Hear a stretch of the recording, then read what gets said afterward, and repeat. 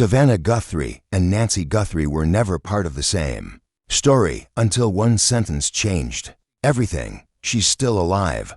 When Nancy Guthrie's daughter finally broke her silence and spoke those words, it didn't just stir emotion, it created confusion, shock, and a wave of questions no one saw coming. For years, Nancy Guthrie has been known as a woman shaped by profound loss, a mother whose grief became her ministry, a voice of faith in the darkest moments.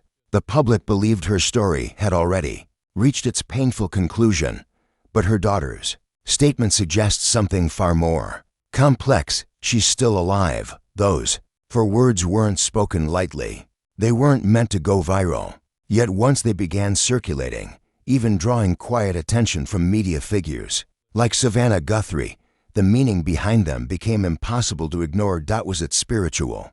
Was it symbolic? Or was it a deeply personal truth about grief that the outside world has never truly understood? Because while Nancy carried her sorrow publicly, speaking about endurance and belief, her family lived with a different reality behind closed doors, one far more layered than headlines ever captured. This isn't about denying loss. It's about redefining it. And when you understand what Nancy Guthrie's daughter truly meant, you may realize the story everyone thought was finished was never over at all. When people hear the names Savannah Guthrie and Nancy Guthrie, they think of strength. Public strength. Composed strength. The kind of strength cameras capture and audiences admire. But strength, especially the kind built from grief, has layers the world rarely sees. For years, Nancy Guthrie became known as a woman who endured unimaginable loss and chose faith instead of bitterness. She spoke openly about suffering, about trusting God when answers never came, about continuing forward when the heart wanted to collapse. To the public, her story felt complete, tragic, but resolved. She was the mother who survived, the believer who persevered, the voice who helped others grieve.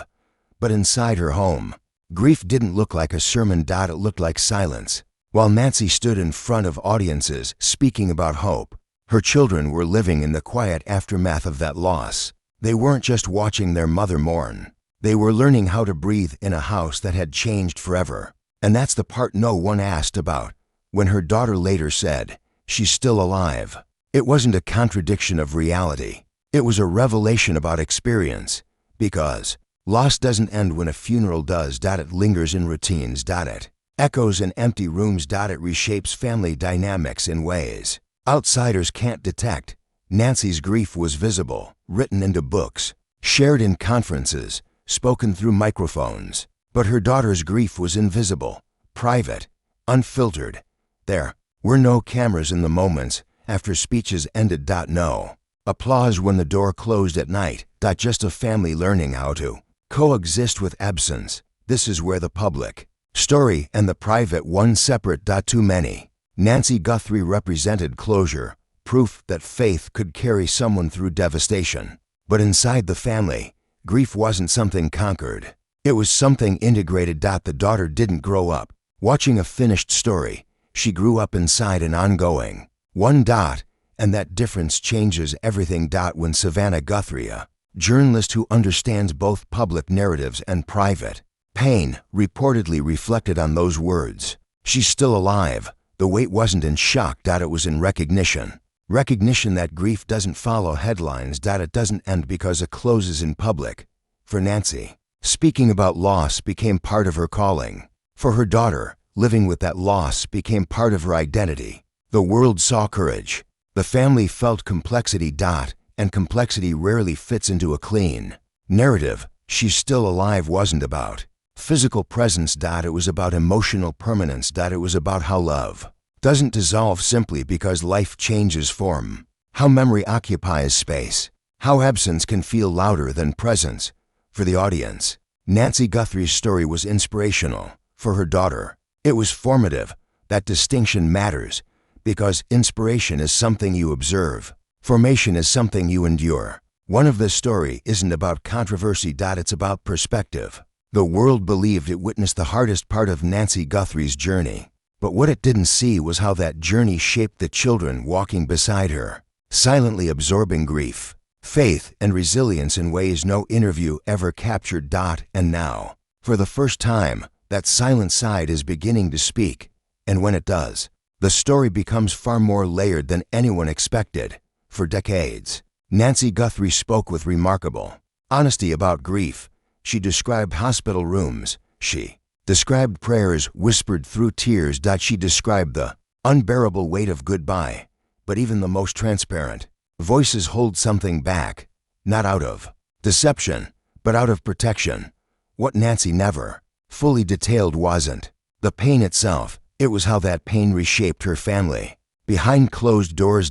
Because grief doesn't just belong to the one who speaks about it publicly. It belongs to everyone in the room. While audiences listened to Nancy explain faith through suffering, her daughter was navigating a different journey, one that didn't involve microphones or book signings, one that unfolded quietly in everyday moments, at dinner tables, in empty bedrooms, during milestones that felt incomplete. There are questions children don't ask out loud.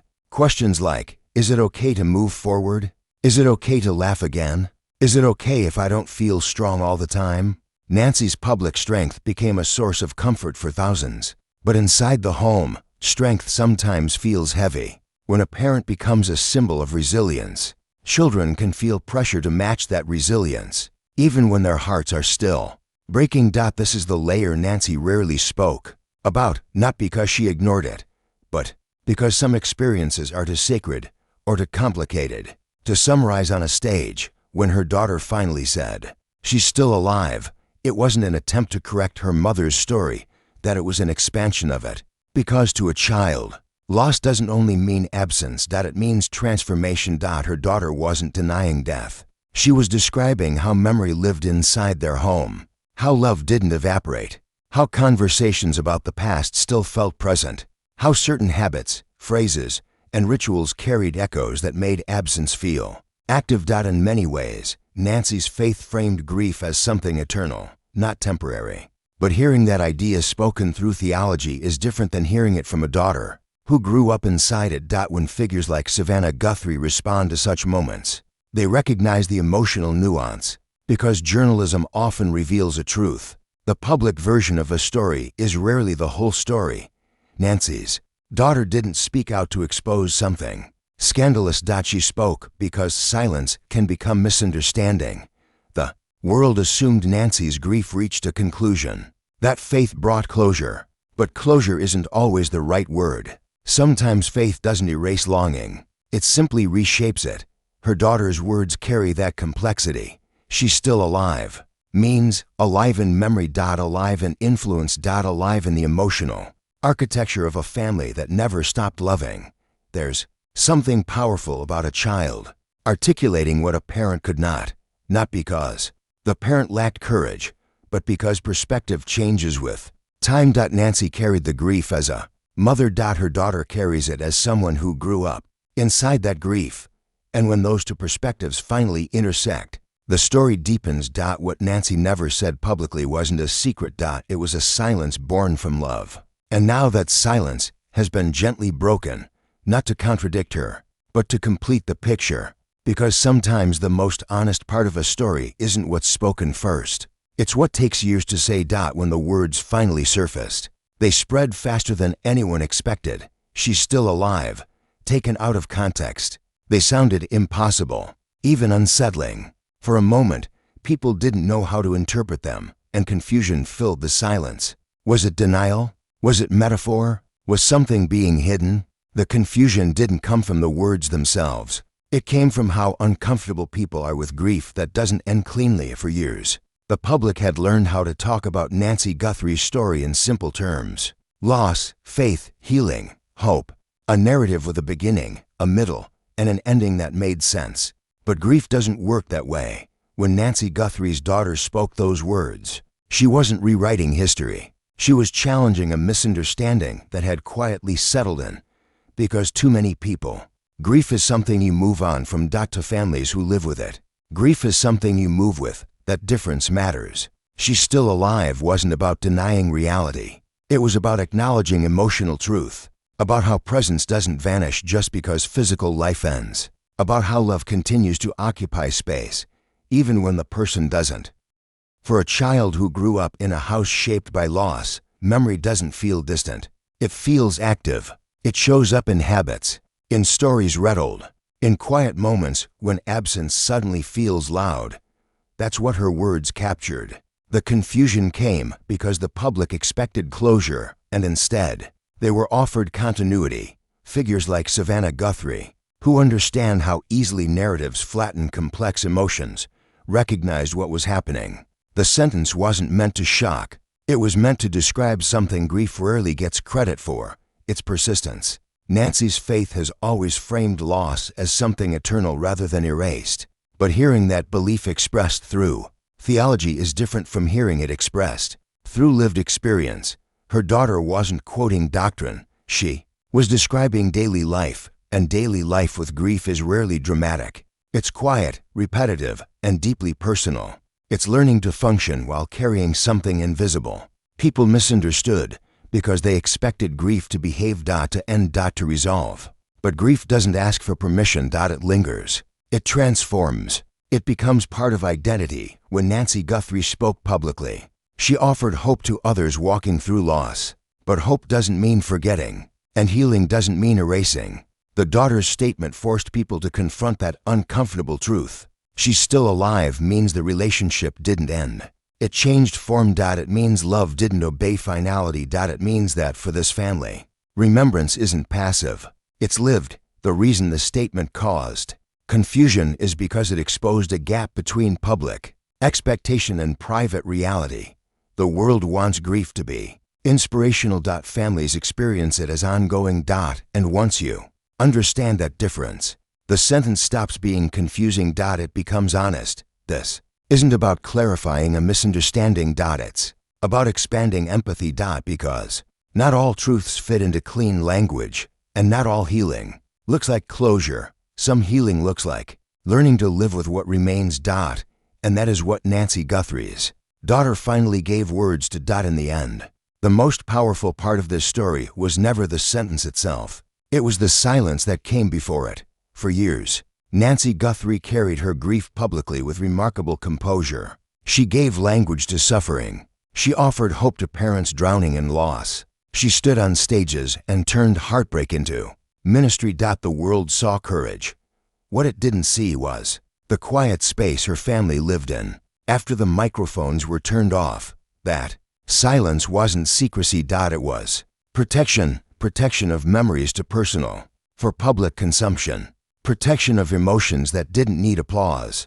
Protection of children learning how to grow up inside a story the world thought it already understood. When her daughter finally said, "She's still alive," it wasn't an act of rebellion. It was an act of completion. Because Nancy's story, as powerful as it has been, was always told from one perspective: the perspective of a mother navigating loss through faith. Now, we've heard from the daughter who navigated that same loss through childhood. And that shift changes everything. It reminds us that grief is not a single narrative. It is layered, generational, evolving.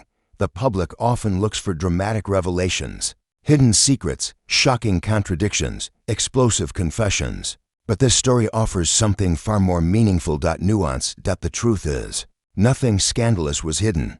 There was no deception. There was simply a part of the story that needed time to mature before it could be spoken. When journalists like Savannah Guthrie reflect on stories of loss, they understand that the most honest moments are rarely the loudest ones.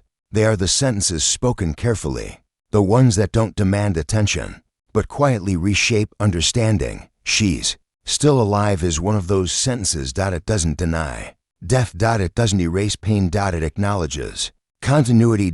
And in a world uncomfortable with unfinished emotions, that acknowledgement feels radical. This story matters now because we live in an era obsessed with closure, with final S, with clean endings that allow everyone to move on quickly.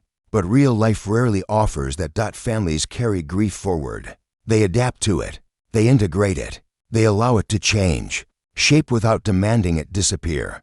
Nancy Guthrie's legacy was never just about surviving loss. It was about redefining it. Her daughter's words don't contradict that legacy. They deepen it. They remind us that Faith doesn't eliminate longing. That strength doesn't eliminate sadness. And that love doesn't obey the limits we try to place on it. The silence was never empty. It was full of living memory. And perhaps that is the real message here. Some people remain alive not in body, but in influence, in routine, in the emotional architecture of a family that never stopped loving them. This isn't a shocking story, it's a human one.